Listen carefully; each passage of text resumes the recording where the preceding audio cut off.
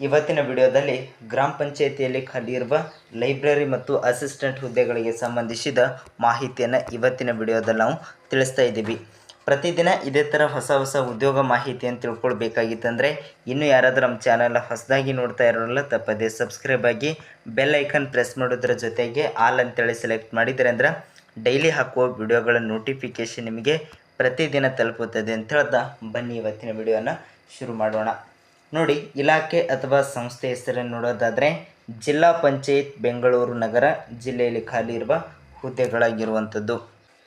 ಹುದ್ದೆ ಹೆಸರನ್ನು ನೋಡೋದಾದರೆ ಗ್ರಂಥಾಲಯ ಮತ್ತು ಮಾಹಿತಿ ಕೇಂದ್ರಗಳ ಮೇಲ್ವಿಚಾರಕ. ಈ ಒಂದು ಹುದ್ದೆಗಳಿಗೆ ಅರ್ಜಿಯನ್ನು ಆಹ್ವಾನಿಸಲಾಗಿರುವಂಥದ್ದು.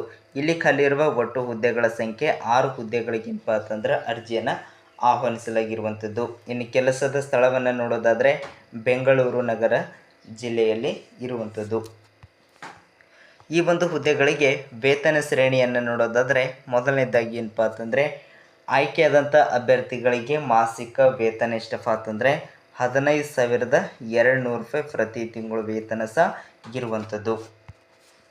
ಇನ್ನು ಈ ಒಂದು ಹುದ್ದೆಗಳಿಗೆ ವಿದ್ಯಾರ್ಹತೆಯನ್ನು ನೋಡೋದಾದರೆ ಮೊದಲನೇದಾಗಿ ಏನಪ್ಪ ಅಂತಂದರೆ ಅರ್ಜಿ ಸಲ್ಲಿಸುವ ಕೊನೆಯ ದಿನಾಂಕದ ಒಳಗಾಗಿ ಆಸಕ್ತ ಅಭ್ಯರ್ಥಿಗಳು ಏನಪ್ಪ ಅಂತಂದ್ರೆ ಮಾನ್ಯತೆ ಪಡೆದ ಸಂಸ್ಥೆಯಿಂದ ದ್ವಿತೀಯ PUC ಉತ್ತೀರ್ಣ ಆಗಿರಬೇಕು. ಅದರ ಜೊತೆಗೆ ಕನಿಷ್ಠ 3 ತಿಂಗಳ ಕಂಪ್ಯೂಟರ್ ತರಬೇತಿಯನ್ನು ಸಹ ಏನಪ್ಪ ಅಂತಂದ್ರೆ ಹೊಂದಿರಬೇಕು. ಅದರ ಜೊತೆಗೆ ಪ್ರಮಾಣ ಪತ್ರ ಸಹ ಪಡೆದಿರಬೇಕು.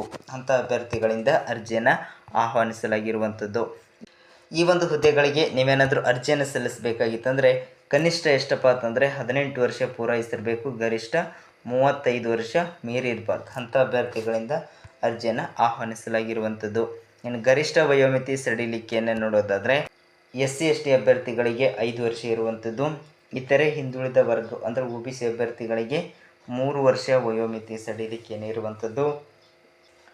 ಅಂಗವಿಕಲ ಅಥವಾ PWD ಕೆಟಗರಿಯಲ್ಲಿ ಇರುವಂಥ ಅಭ್ಯರ್ಥಿಗಳಿಗೆ 10 ವರ್ಷ ವಯೋಮಿತಿ ಸಡಿಲಿಕೆಯನ್ನು ಸಹ ಇರುವಂಥದ್ದು.